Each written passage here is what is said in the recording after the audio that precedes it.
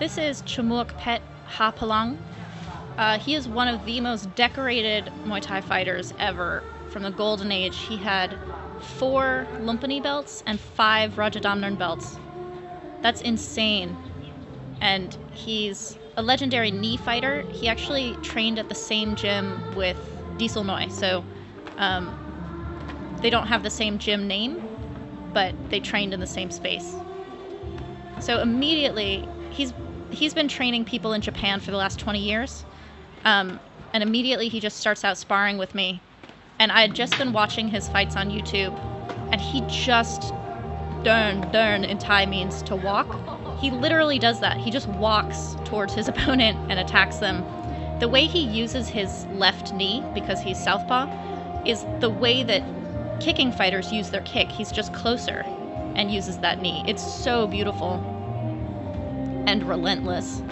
So I actually had a lot of trouble in this session with him because I was very nervous. I had just fought and I just felt very like gummy. And the thing about his style is you have to be very strong. Like, you don't want to be rigid, you don't want to be tight, but your arms and legs and knees have to work together as this like form to be protective as you're coming in. And I'm not doing that because of my like mushiness. So when you watch him, how he's showing me things, you have to see the structure of his entire frame and how his arms, like his guard, and his walking and striking work together.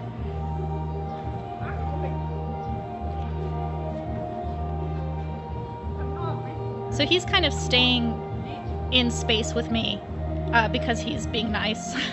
But in his style, he would be walking towards me the whole time. And here he's just showing me how you grab the arms in the clinch and use the arms as like a giant steering wheel to turn the opponent. So you want to get right into the insides of the elbows. My gloves are a little bit on the biceps, which makes it harder for you to do what you're doing, but you use the pressure point of the inside of the elbows. And then here he's showing me how to throw his gut knee.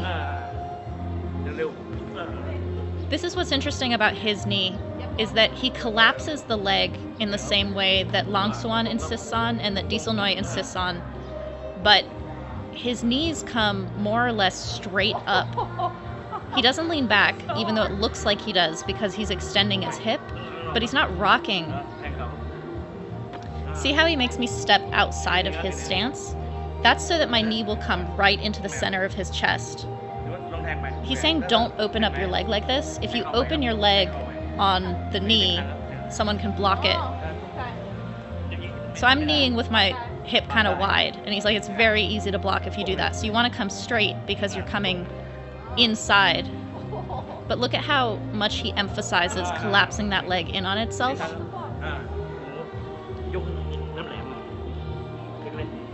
Yok means to lift something. So Duuglas-Ittu makes this big deal about mayok, like not lifting your knee as you knee. Chamuakpet is like you absolutely lift your knee and bring it up into the solar plexus, but he's not lifting it like marching. He's lifting the whole thing up with his standing leg. But he's making a point here that people have abs, like people have strong stomachs, so they can flex, and if you hit them in the stomach, they can kind of deal with the knee. But if you hit them up in the solar plexus, up in the chest, muscularly you can't flex or defend yourself. So he wanted me to target the solar plexus all the time. And look at how he's having me time it with that right cross. So if you're southpaw and you're facing an orthodox person, when they want to throw their right cross, you're going to be hitting them in the chest as their cross is coming. So my left arm is coming to the inside of his punch as a block, and then the knee is landing right at his chest, which he's leaning towards me because he wants to land that punch. So he's actually coming into it a little bit too. This works in any kind of switch stance situation. So if you're right-handed and your opponent is left-handed, you'd just be throwing your right knee. But see how he has me guarding that punch? Like I'm taking the power out of the punch with my left arm going to his elbow. And then he actually wanted my hand on his head as well. He works with me on this knee a lot, and he just keeps giving more and more detailed correction to how it's executed. I love that this session is really just about a few very simple moves. Here he's teaching me a teep. He teeped in his fights for sure, but I didn't pay attention to how much they looked like this. I don't know if he's been influenced by being in Japan for 20 years, but there are two different schools of thoughts on how teeps work. There's the long teep, which Karahat likes to use, which is like this go-go gadget leg extension. And then there's this like rocking someone with a short, kind of flicky jab teep. And there's a lot of power on it. Not mine. But when he does it, see how he didn't even, it doesn't look like he's using any power? I'm not being a sissy and flying backwards. Like, it feels like someone just gut punched you.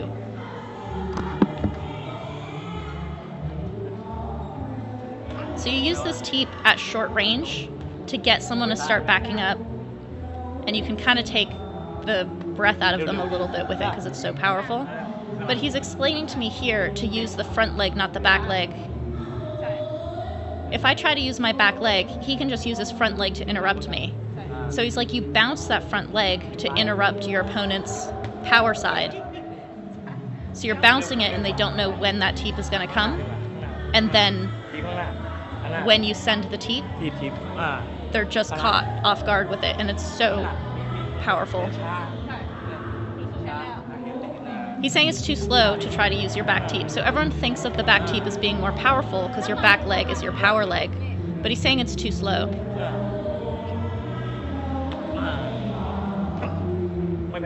And again, he's timing it on when the opponent is trying to come forward. So when he's coming trying to punch me, he wants me to land that teep to stop his ability to land his power shot. And then he wants me to land with my foot forward again. I'm using my front leg. So you teep with the front leg and bring it right back to its starting position so that you can then launch your power side. Da. In Thai, da is to like continue on. So it's not one strike. It's one strike and then you continue to the next one. You carry on.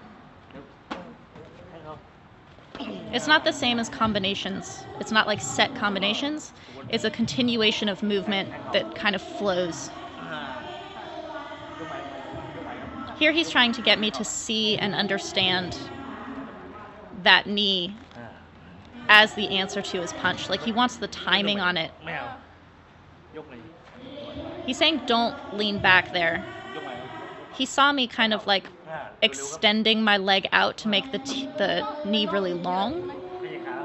And you just want it to pop up, but he's bringing his weight forward and he comes up on his toe. But I keep forgetting to step outside of his stance, which allows, by me stepping outside, it allows that knee to come up and through him. Because I'm stepping in front of his front leg, that's why I'm then extending my hip, is to keep trying to reach him. Whereas when you step to the outside, you're kind of going through him a little bit more. So here he's showing me how to throw it to the body. He's like, if you knee to the body and someone twists, you're going to kind of slip off. Whereas if you step to the outside and knee to the middle, they're basically skewering themselves on your knee.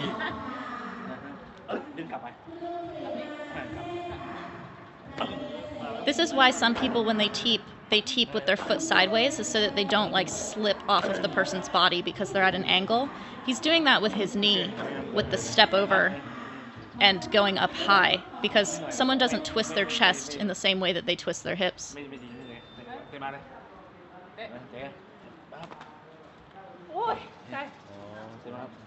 So he didn't want me blocking that kick.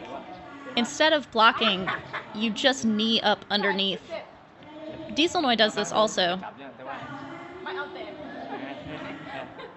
But he's saying you don't even have to catch the kick.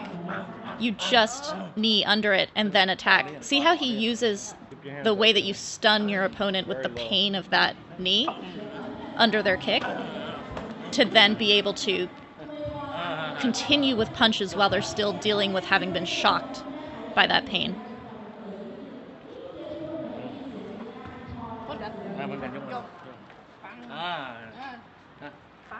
So my knee is the same as the knee that I'm going to be throwing into his chest. Like I lift it under his leg. He's making a point here of me looking in his eyes. I have such a hard time looking in people's eyes as opponents or training or whatever. I understand it when they're telling me to do it. And it's a way to kind of like psychologically mess with your opponent, but also to not give away what you're going to do. When he's like, look in my eyes as I'm kicking you and you go under, he's making a point that he's not going to know that I do that. But it's important when you're doing that knee underneath the leg, when you're doing it into the hamstring, that you throw that knee more or less the way you throw all knees. Like, it's not a special form. It's just a different target. I'm asking him if I need to use my right knee because he's standing southpaw. So I want to hit him on the open side. So my right knee is his open side, but he's saying it takes too long with that front leg because there's no power. So if he kicks me with his left leg, I don't use my front leg to knee underneath. I would come across. So he puts me back into orthodox stance so that he can show me what he's talking about. See how our front legs are interrupting each other? He's like, interrupt with that front leg and then go inside. So both of us are bringing our knees up. We're like interrupting each other because we're like touching front to front. And so he just pulls his slightly inside and lands in the center. It's exactly the same as when people do that fake kick and then turn it into a teep, except you're just slipping inside. So he's showing how your opponent is going to be bouncing their front leg and you're bouncing their front leg. So find the timing of when you just kind of scoop to the inside like that. And then he wants me to step off of my strikes. So if you use your front leg, when it comes down, you're using its coming back down as a step to close distance. Again, if you go watch his fights, he is just always walking forward. It's incredible.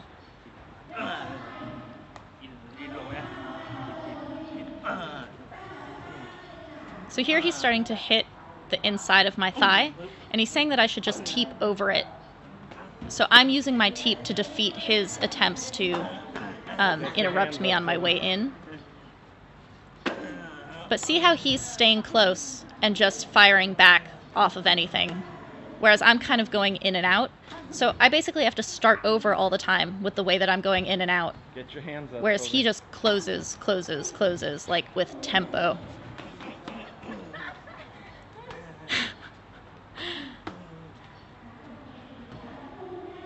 He's kicking with his front side quite a lot because that's what's open, because I stand southpaw. And he doesn't switch. You'll see he doesn't do switch kicks. He's just launching that front side. He grabs outside my guard and kind of pulls me in with my forearms into that knee. So he kind of like half throws the knee and half pulls me into it. And then he's showing how you do the turn before or after knees. Like you just keep off balancing your opponent. Look at how much he emphasizes how high that knee goes and how much you collapse the leg. Look at my foot, how it's matched up against his front foot. That's why I'm having a hard time getting power and distance on it. I should be kind of stepping through him a little bit. And this is nice. He's just throwing more at me because you're going to get hit when you're at striking range. And so he wants me to understand that you will get hit and then you just continue on. I noticed that he was grabbing the outside of my guard. And I'm like, you can't, for me, I've been told you can't grab outside the arms because then you're very open in the middle. I'm like, so if you're not close already, and you come in and you're grabbing the arms, you can't open your arms really wide. He didn't see this as a problem. He's like, you keep your arms really tight and then just barely go outside their guard. Karahat does the same thing. But now he's grabbing at my biceps or the insides of my elbows, and he's jerking towards himself to off-balance the opponent before throwing the knee. It's like a little shake. You just kind of like shake them out of their stance. You can do this with your arms inside or outside the guard, but it's much safer and more effective with your inside position. I'm asking, which way do you turn? If someone's leg is already in the air, do you go towards the standing leg or towards the knee in the air? And he's saying it depends. And this is what it depends on. He's basically saying you can attack both sides or you can turn. So when my leg's in the air, he's going to attack my standing leg by stepping across and kneeing into it. That takes the power out of my knee too, because it off-balances my standing leg. And then he's also alternately stepping outside my standing leg and kind of twisting.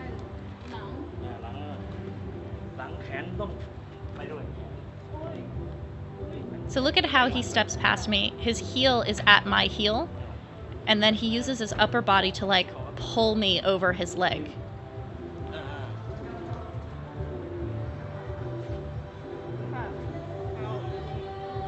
I have a hard time with this for a couple of reasons. The first one is that I'm not getting my body close enough to him.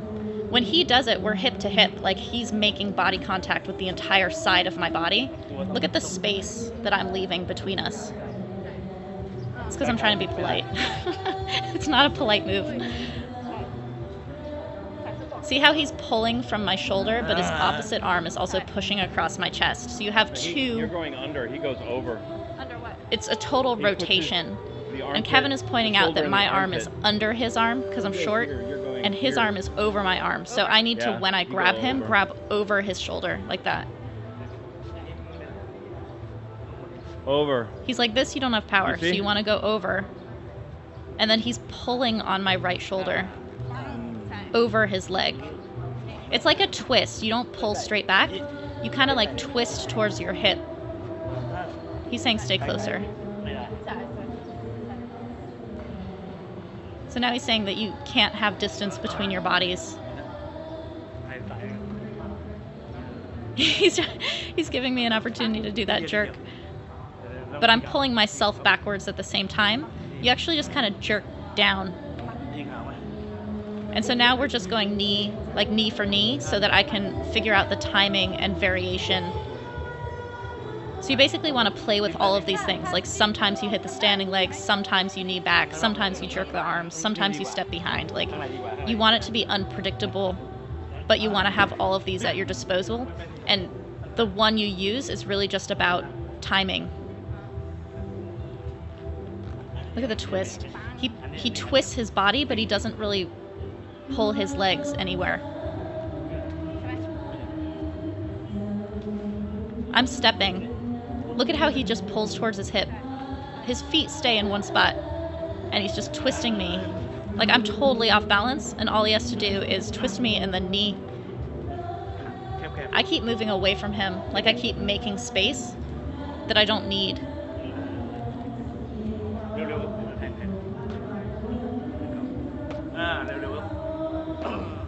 So that little like piston movement he made with his arm is how he thinks about that knee. The power comes from how snappy it is. The power comes from the speed, more or less. It's like how a really good jab is just a snap into someone's chin. That's what this knee is like. It's the snappiness of it. He's saying don't come after someone and just throw some like mushy knees at them.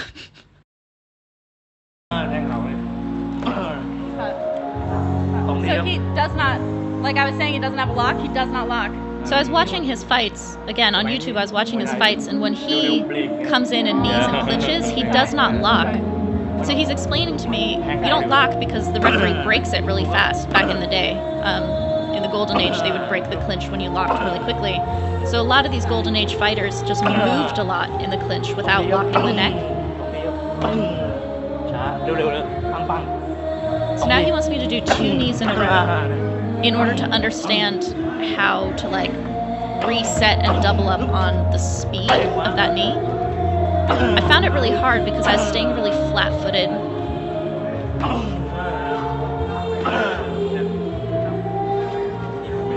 Here I was keeping my feet too close together, so he's showing me how to have a nice, wide, loose, light stance. Start with your hands up, baby. That's exactly the way that I get too grounded is what makes me slow, but it's also what causes people to lock in the clinch. Back in the day, Long Swan was saying that nowadays the problem with knee fighters is that they're too flat-footed, that in his day being really light on your toes allowed you to move more in the clinch and in knees. So something that Chamuakpet shows me starting from here going in is how to hop on your standing foot. It's how to be kind of light and hoppy on your standing foot in order to generate the speed of repeat. This is cool. So my knee comes to the center, and I just windshield wiper it to block the strikes he's trying to get in as counters. So if I turn my knee inward, I'm blocking his left leg. If I turn it outward, I'm blocking his right leg. So you don't knee wide because they can stop you, but when you knee in the middle, you can block. So he doesn't want wide knees because you get blocked. And so when you knee in the middle, you can land your knee and block their counters, and then down and knee again.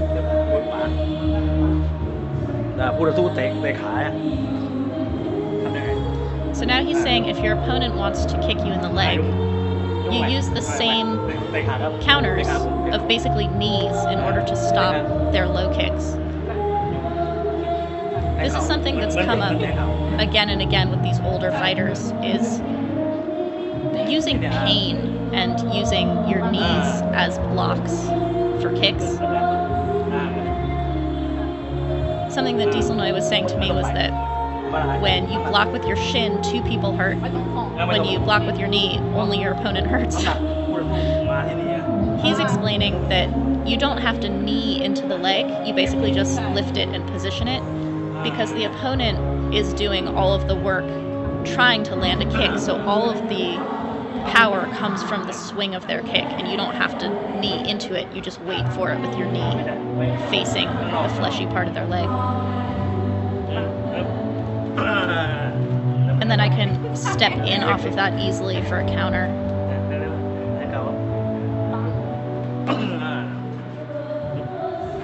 So here he's having me do that block where, see, I just lift and I go right above his knee. That's where my knee is landing. And then I step towards him and up into the chest for that counter.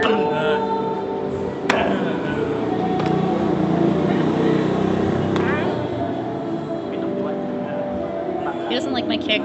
He's trying to get me up on my toe. You bounce on the ball of your foot, which is what allows you to throw multiple kicks. But I'm not twisting as much as he does. When he throws his kick, he pivots on a dime on his standing foot. And it actually has really nice whip on it. Get your hands up, Sylvie.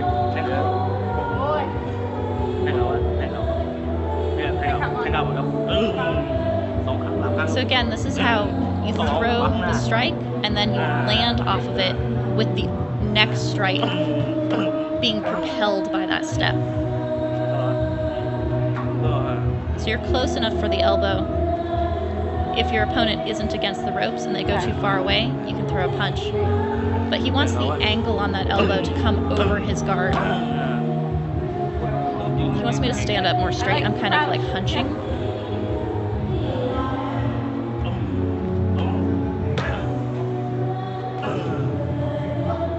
I think that hunching takes away some of my power, but it also just doesn't look good. In Muay Thai, you want your head to be high and like your posture to look good all the time.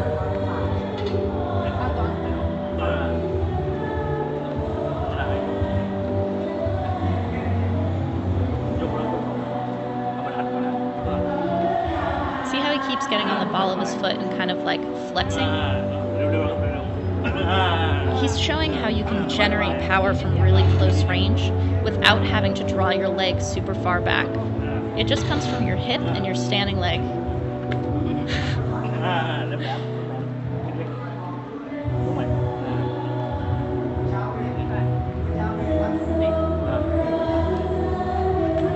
wants me to aim really high, like almost at chin level.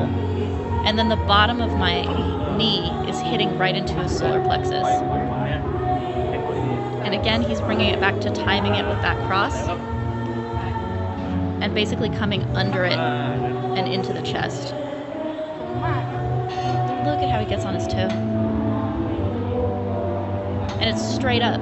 It's the same as, like, he says go up on the knee, like just lift it.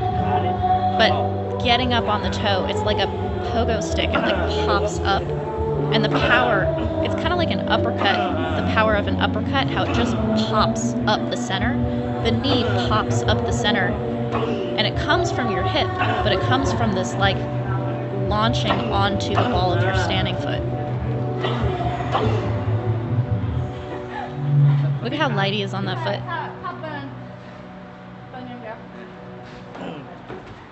So I'm asking him to burn. Burn is to like do the same thing over and over again, so that I can see what his repeated knee should look like, what he's asking me to do. And it's kind of like when you're kicking, like when you kick 10, 15, 20 kicks in a row, you bounce on that front foot like that. That's what you do for the knee. It's really important when you're doing knees like this, you cannot lean back between everything because it just slows you down.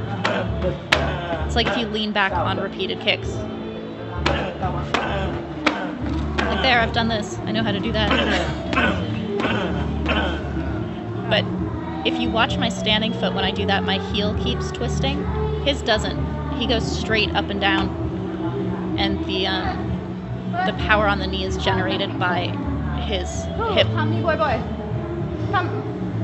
asking about his kick to the front foot of his opponent. He would kick the front leg of his opponent a lot, but only for like 20 to 60 seconds in an entire fight. Like he would choose moments to do it, but he would do it to kind of interrupt their patterns. If they're a puncher, he's going to interrupt their punch because they've got weight on the front leg. And if they're a kicker, he's going to make them hesitant of their kick because that's their standing leg. He's saying if you're too close, the opponent's counter is still going to land on you. So he kind of kicks from slightly far away, like just tagging the leg. It's not power, it's, in Thai you say sap, means like to sting. He likes to hit down by the ankle or right above the knee, right there on the thigh. But here he's saying if you're too close, again, I can jab over it. So see how he's kind of leaning back? He's saying if you hit just the ankle, you're too close. So that's why he goes above the knee from this distance.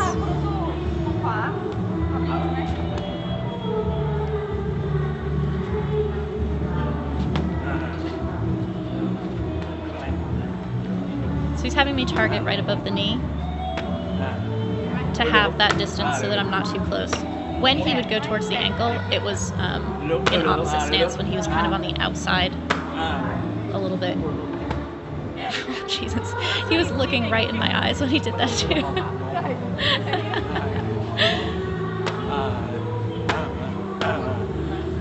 And so he'll go between things, right? So he like tags the leg a couple of times and then does that step down for the power shot. It's like 2 quick jabs and then the power shot. But the important thing is to be fast. Keep your hands He up, puts baby. like a little flick from his knee. It's not about power. You don't want tension in the leg. It's kind of like a flick. And then when you land off of it to throw your power side, you have a lot of power. Or if you want to go from the leg to the kick to the body has the power, not the kick to the leg. But he's saying that when you kick the leg not super hard, they're going to put their weight on it. They're like, I can handle that. So they're going to put their weight on it in order to kind of like brace down against the little snaps. And then they're leaning into what your power shot is. So it's a way to force weight onto that front leg.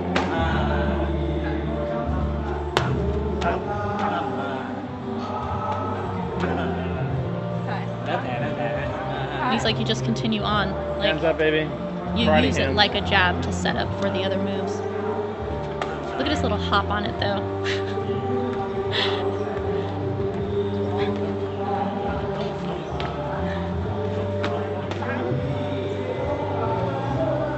So here he's letting me kind of practice going live with it a little bit. He's interrupting me with that leg baby. straight up. And he showed me already how to go inside it, but I've forgotten.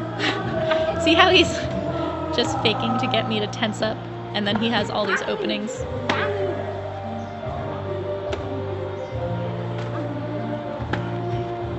And he's totally fine with anything I throw, like he's not upset about being hit. Nothing is a point against him. He doesn't back up. He doesn't even really start over.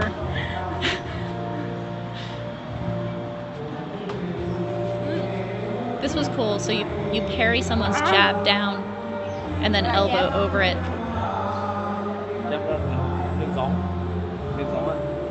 So he wants me to throw 1-2 because when I try to throw my power shot and he's already got that elbow going, I'm leaning into it. And by having parried my jab so hard down, it distorts where my cross is going to land. So it's not a gentle pad down, it's a very firm parry of the jab. He's trying to get me to feel the 1-2. So see how he comes outside of my arm so that he can throw the elbow around it. He's trying to get me to come outside, but his hands are on my biceps, so now it's blocked. I can't throw those. So I'm trying to come around it now.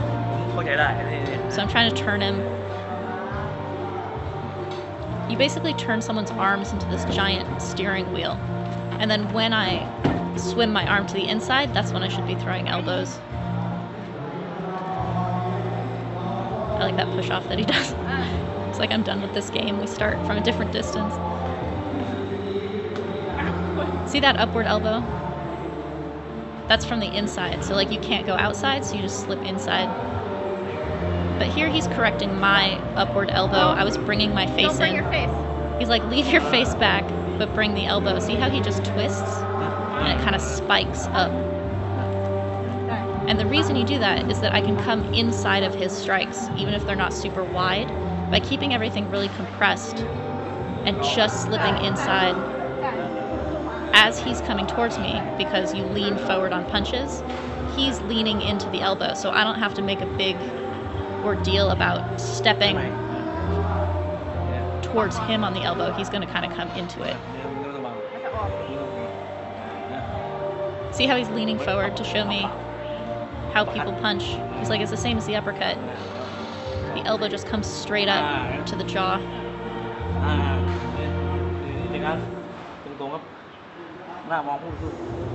He's saying it's a block and an elbow at the same time. Look how economical that is when he does that. Look at his hips. See how he just twists, bending that front leg. Wait. So once I throw that uppercut one, then my left side can come around as a fansok. Right, so it's like an uppercut hook, but elbows.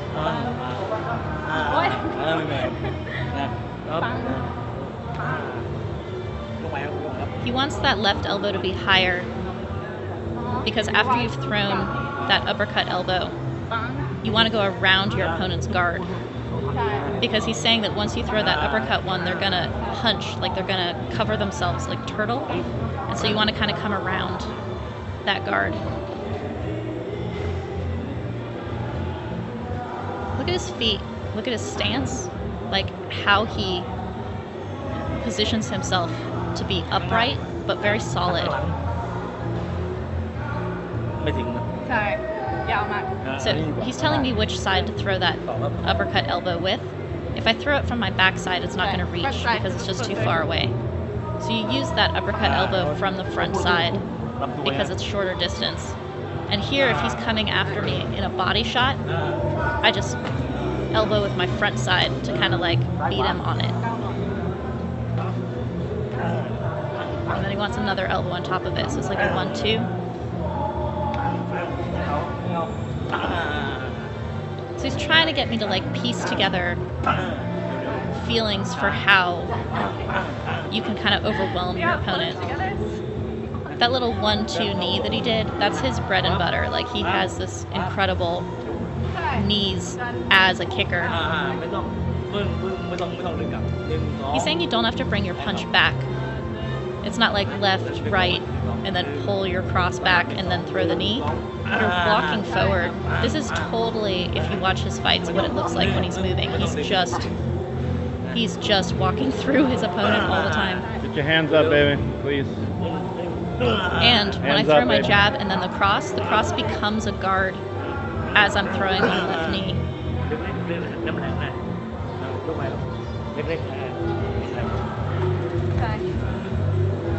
You can see how much he emphasizes collapsing the leg. It means it's a really important part in the form of these knees. It's a really important part in quite a few of the legends I've been training with lately, really talking about holding that leg. All knee fighters, Longsuan, Disulnoy, and Chamuakpet, which is partially maybe because my leg is so open, but they definitely make a point of it, and it's a common theme. Oh, look at how high he comes, is right into my chin, and he just gets on his toe. He's not Disulnoy's height, and yet that knee is like coming Stand up. almost into my face. Look him go up. So it's the way that you pop into it with that standing foot coming up with your heel off the ground. The way you pop up is what generates the power. And he's saying that if you punch first, your opponent is going to crouch, like they're going to guard anyway. So when you throw a super high knee, they've already kind of ducked into it. Here he's making a point about throwing the knee high so that you don't get caught on the elbows. If someone's in max guard like this and you try to throw to their body, you're going to get your knee stuck on their elbows. So you want to go up into that gap between his wrists. Step outside. Huh? Step outside. I'm not stepping outside his guard, so I'm kind of Go down not the reaching. Oh. Through his toes.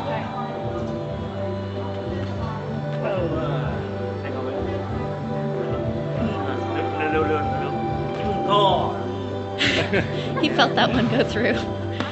So there's a pop to it that's what generates most of the power. It's not a tension in your leg. Like, you don't want to tense up your jab, you want to flick your jab, and the power of it is in the speed of it. He's saying tons of people when they grab, they want to come really wide. Come up straight.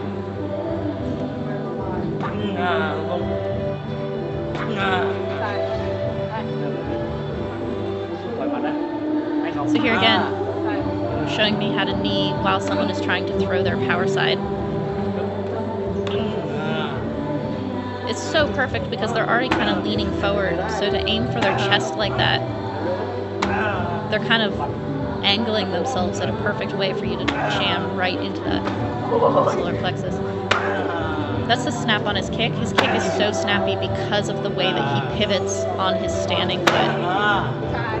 I was getting too narrow, so he had me broaden my stance, and it improved both the balance and the power of my kick immediately.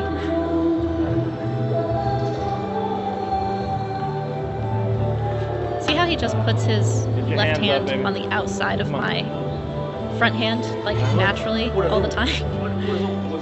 That's so that he can parry me over to the side, or so he can come over it. Here he's showing me how to cut off the ring. So he's got nowhere to go. That's when you launch your knee or your kick.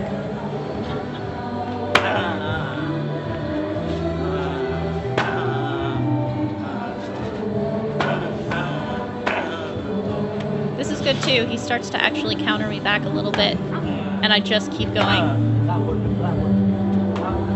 Which is getting used to that feeling that like what someone throws back at you doesn't matter. Of course that's going to happen.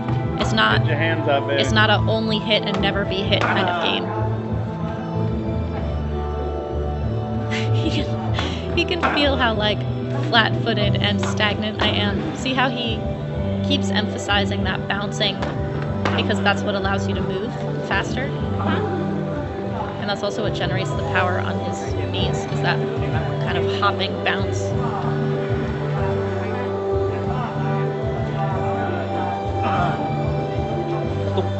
distance I create in that position, he doesn't need it. He actually pulls me into it and off balances me and then throws the knee.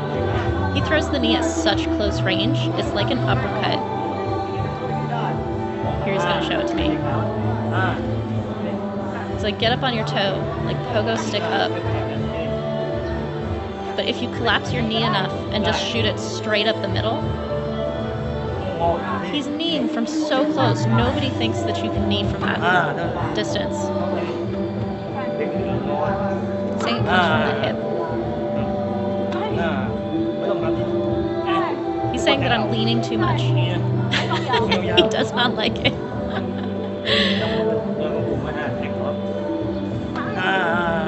He can feel that coming through his glove, like the popping power of it. He's like, nobody thinks you can knee from this position. And I'm like, yeah, I agree. Like, when we're this close, I'm like, there's no way. But if you fold your leg in on itself, like when you collapse the leg really tight, and then use the standing leg to just pop straight up, again, like an uppercut, man.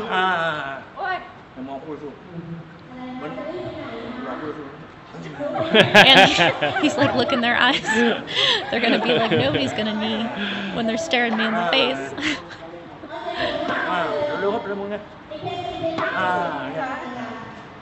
I'm stepping too close to his foot. Like, if I was just slightly outside of it, that would be coming with more power.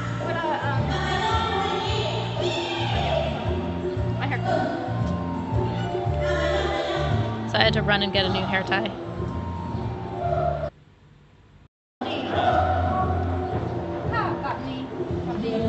So I'm asking about bringing your foot back to generate the power or not. And he's like, no. You're in this classic clinch position. You get up on. See how he's on his heels and shuffling his feet? He's like, not like that. Not like that. So you kind of bend your knees and you're on the balls of your toes, and then you kind of lift from that position. And as I'm trying to go, he's attacking my standing leg with knees. So if I stay close, my knee can either come straight up the middle into his jaw, or I can be attacking his legs, and he doesn't know what it's going to be. He's saying that was a foul back in the day. He doesn't know if it's a foul now. Oh, it was So a foul? Oh, because it's the bottom of your foot. I tapped his ankle to like off balance him, and he said that he doesn't know if that's a foul or not, because back in the golden age you couldn't sweep people like that. A lot of the sweeps that you see in the clinch now were not legal during some of the years of the golden age, so he wasn't sure whether that was legal now or not. I think it is. You can't use the bottom of your foot. I'm using the bottom of my foot because we're training, but attacking the standing leg while someone is trying to knee, he goes to the thigh. But I've also seen people go against the ankles.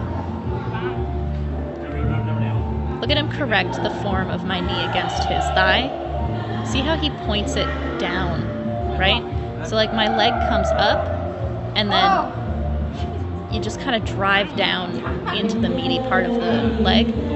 The way that he's pulling his ass back to avoid me hitting it goes to show how not hard you have to do it in order to have impact. Like, he doesn't even want a light one against his leg.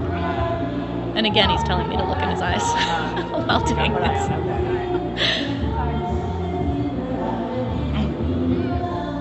So you mess with people's legs for a little bit, and then you just throw that elbow. It's the same thing with clinching, where like if you need to get a better arm position, you distract down below in order to do that. And if you want to land a knee or something, you're going to distract up top before throwing it. He's using that knees into the thighs to get someone thinking about their legs, and then his elbow comes.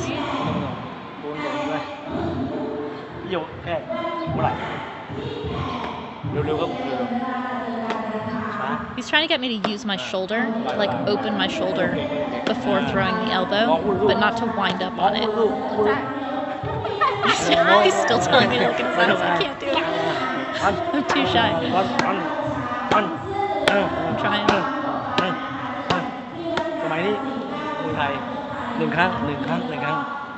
This I thought was a cool point that goes with his ethic of fighting. He's like, I see a lot of fighters who take turns with elbows. It's like, I throw one, you throw one, I throw one, you throw one. It's like, why would you do that? Throw 2 or 3 to like interrupt the pattern. You don't want to get the elbow back. So basically you overwhelm them. You don't like, let's take turns. He's like, why one and then take one? Just He's saying keep don't take throwing turns. them. He's like, tons of people. Oh, don't wait. Yeah. Don't wait. Don't wait. Jongsanan, Sakmakon. I referenced the Jongsanan Sakmakon fight where they're like taking turns with elbows, and he's like, why would you do that?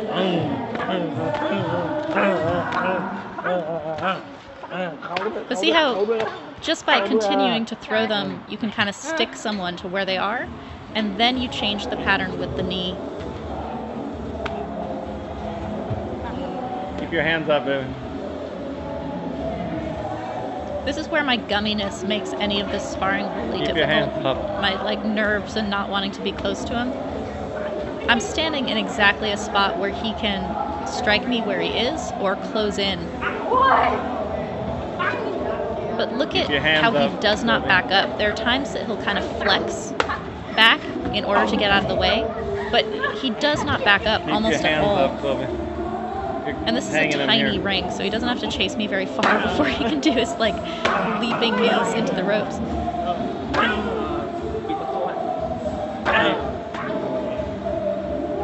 That kick is important to him, the way that you just twist hard on that standing foot.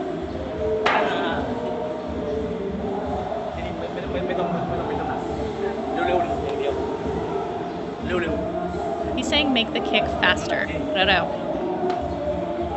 He's like, when he kind of turns his standing foot first, like as he steps, he turns the standing foot and then twists hard on it because it makes it accelerate on the end. Keep your hands up, Sylvie. And here he's making a point about where you kick, right? So I'm kicking him in the ribs because he's punching. And he's like, if you kick in the ribs while someone's punching, they might still land their punch. But if you kick them up in their armpit, it's going to distort their punch. So you won't get hit by it. If you kick down by the body, it's still going to hit you.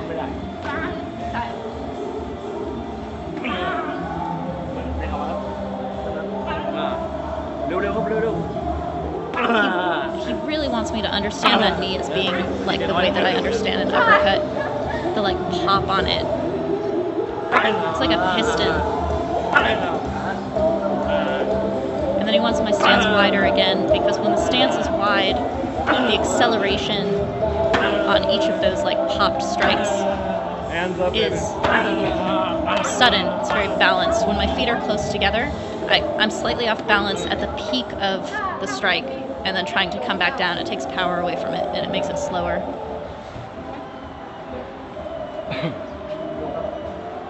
So when your opponent is in the corner and they're blocking you, you just go ahead and knee their ass on the outside of their block. I did this in clinching just the other day because my opponent kept coming in, or my training partner kept coming in with this leg. He wanted to knee with his right side, and so I just went outside of it and put my knee right in his butt. It's painful. Again, it's that thing where like when you're kneeing into the fleshy part of the thigh, into the IT band or above the knee, you're doing damage to the leg in a way that makes it difficult to use. See how he's blocking across my thighs? He wanted me to solve that on my own, and I didn't really. But when someone puts themselves in the corner like this, you interrupt what their block is. Like you punish their block and force them to put the leg down or go against the standing leg or something. So here, see how I'm like windshield wipering my knee to keep him on the outside? This is what he showed me before of how you just come to the inside when you're like leg to leg. So I'm kind of like circling it, and then I come inside his block. So he wants that rotation to the inside.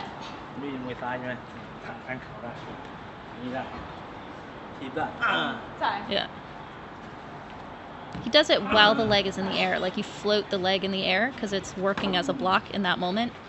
and then you just slip it inside. Hands up, baby.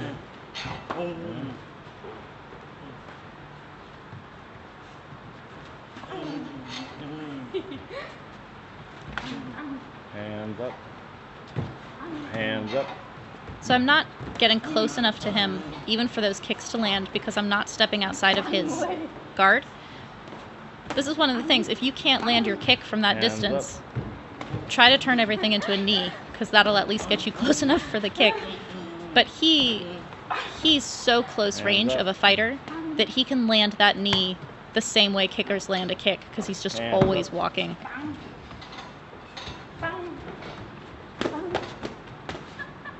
Look at how much he just gets you flustered with his hands so that he can close in. And he's being nice. He's not kneeing me or punishing me on the other end of it. He's just doing the setups. So he's basically setting up, and then leaving blank the moment when he would be kneeing.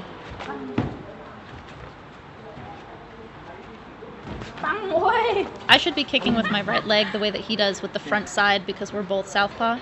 He showed me that earlier without explaining it, but the way that he uses his front side kick without switching his feet is what that is. Hands up. It's a nice body shot that he has. I'm asking him about the cross. He had this insanely long left cross that was not only insanely long, but like terrifyingly accurate. Be orthodox on him. He doesn't step super hard on it, and so I'm trying to get his form. He kind of twists his back foot a little bit, and he keeps moving my fist so that I'm landing Don't over-rotate. on the right spot of my knuckles. But ultimately, when it starts working is when he reminds me to like keep my elbow close to my body on the way out. It forces you to twist your entire torso. If your elbow comes out while you're trying to punch, you're just punching with your arm. He gets the length by keeping it really tight to his body on the way out. So you kind of like pinch your elbow to your ribs.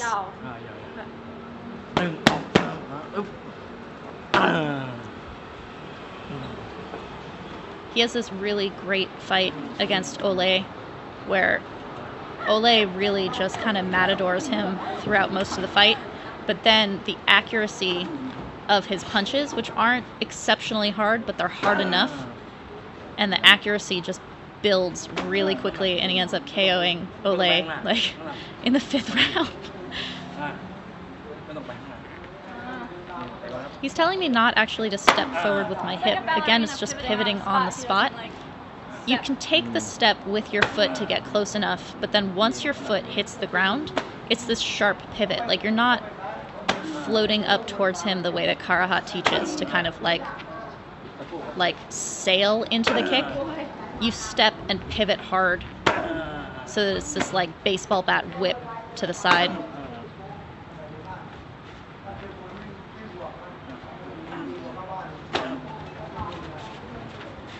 Look at how he's taking space. He kind of like gallops forward. He's showing me if someone comes forward one step, you go back one step and then kick, because they're on the end of their strike.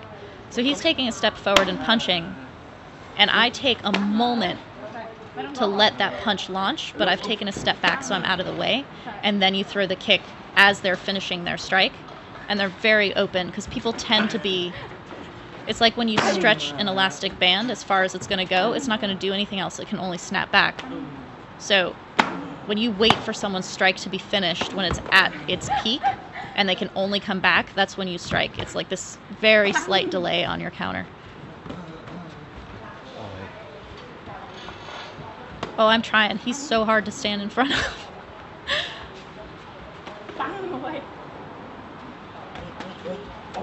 See how he uses that like punch, punch, punch to set up for his kick? The whole point of those punches is to get me to turtle so that that knee will land. Like, he's not actually trying to hit my face so much. If he hits it, that's great, but it's just setting up for that knee. He's showing me again not to go wide. Oh, see how he pulls you into it too? Look at the twitch of his hip when he's demonstrating it in air. Oh. So now I'm trying to come outside of him like that move that he showed me before, but you can't do it out of nowhere. Like, he was stepping behind my leg off of a knee. So you knee to the side of the body and then step behind. You don't just stand in space and then try to step behind someone.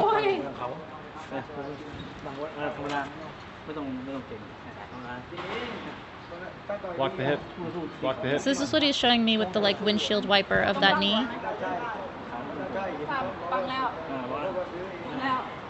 So see how I'm right on his hip? So if I point my knee out, I'm blocking his knee from the hip, which means it's not going anywhere.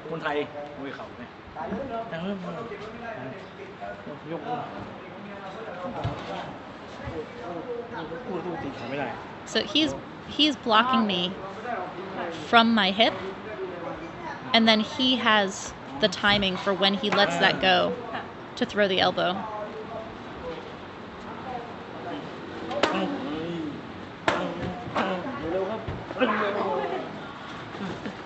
Watch his feet and my feet. You'll see how often he's up on his toes. I have a lot of weight on my heels in between. Like, I'll go up on my toes at the right moment, but he's on his toes between things as well. He's very light on his feet.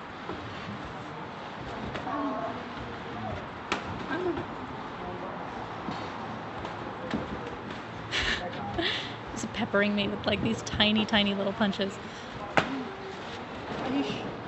And he's actually, I'm already slow, but he's slowing me down even more with just like touching me. It's getting me to reset all the time. That's one of the advantages of having like a super fast style of like the way that you throw your strikes are really fast, even if they're not hard, is that you're interrupting your opponent's timing. You're constantly getting them to like look for the opening instead of hitting openings.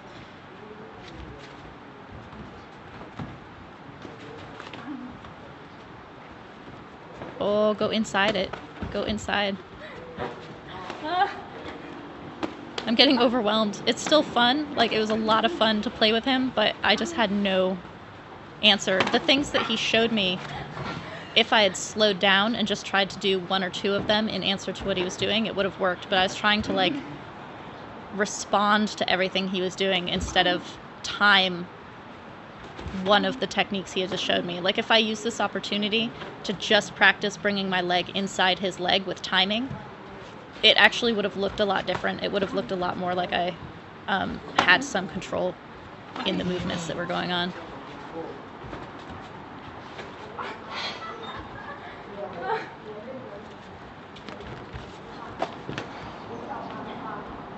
See how anywhere he touches me causes me to guard in some way? And that's what creates the opening.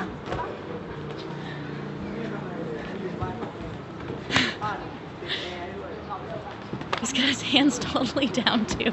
And it's no problem. That long step for the knee.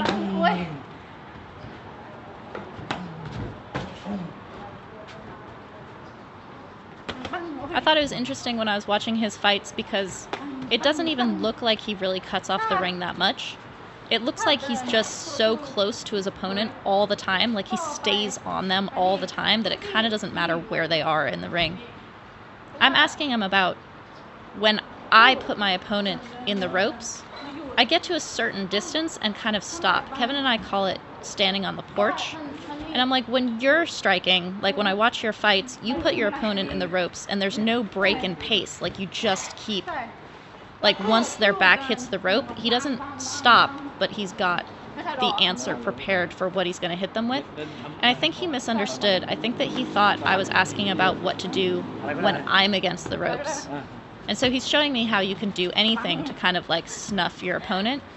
But that's the reason I stop where I stop, is because the person who has their back on the ropes has these kind of like snuffing movements.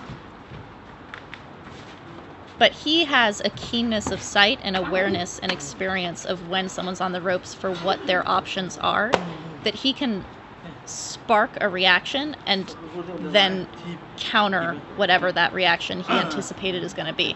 So you get close enough and you force them to bring their leg into the air, and then you hit their standing leg, like that kind of thing. He's trying to get my teep snappy again. You kind of take someone's breath with that. So now he's trying to get me to time it on that punch. See how he like launched that punch at me because he's got nowhere to go? He wanted the teep there, and I don't think I understood when I was doing it.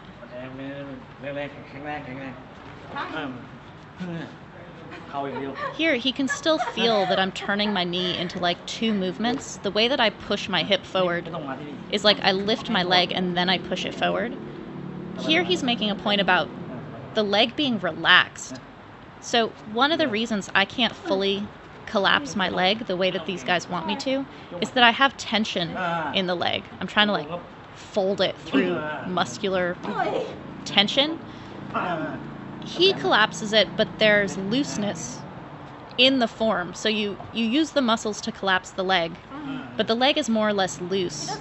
And then as you pop up a knee, He's swinging it. It's like all the power is from the standing leg and the hip. It's like you don't necessarily clench your elbow to throw a punch. Or like squeeze your bicep for a punch. Like there's a looseness in the arm as it's sailing. He's trying to get me to feel that with the knee. Look how relaxed he is when he does it. And it's very fast. He's shaking it because he can feel the tension. He's trying to get me to like release the tension out of the leg. And so he's starting to feel moments where it really pops and has power. And he's like, don't try to have power. When you try to throw with power, it creates tension in the leg. And then you don't have power because it's too tight. Like the energy is going inside instead of directing it forward. That one worked. You're hitting with the bottom of your knee, just like Diesel Muay. Oh. So Diesel Muay taught me that you try to hit with the bottom of your Because you're knee. hitting open side. And I could tell when I was doing it correctly with Chamuakpet, that's where I was hitting his sternum, was with the bottom of my knee. And see how I don't have to like step back before throwing it? The heel goes not so much outside the hip as like right under the glute. It shouldn't be tight. But he's really trying to like shake the tension out of it. Look at how relaxed he is when he throws that. It's crazy. It's fast. Yeah. It's like a body shot. Yeah. A punch from below. Yeah. So he keeps telling me to do it faster. You also can't throw it fast if you're tense. So by loosening up, it's going to come faster. It's like the snap of everything. But he can feel on like the 3rd or 4th one that it starts getting tense again, and he's like, no power. Like take the power out and just make it fast, because that's actually where the power comes from. But when I pop up and am relaxed, like the 2nd out of 4 or something, he's like, yes, that. But then as I try to repeat it, I get tense again. But here's where I actually realized that you don't have to try to have power if you step past them, because you're going through them. Control your hands a little. So I'm kind of like letting my arms flop a little bit. If you keep your arms with enough tension to be in guard, but not like clenched. There's that double. Yotun Pan uses doubles as a way to enforce looseness and form. And that's kind of what is happening here with the hopping on the foot, is that if you have to hop on your toe to throw 2, that's how the form of even 1 should be. But you hop because you have to throw 2. Yeah, starting to get there. And then see how I stepped back after the knee? I should have stepped in off of the knee. Like, as you come off of the strike, you use that to, like, collapse into them with the next one. He's like, yes, a little bit. I think that's good. Yeah. He's incredible. Absolutely go watch his fights on YouTube. He's amazing. Chamuakpet, Hapalang. Do you want to ask him anything? He had a bunch of different gym names because he got different sponsors, but he's always Chamuakpet. He's been in Japan forever, but maybe what modern knee fighting would say. Just taking pictures.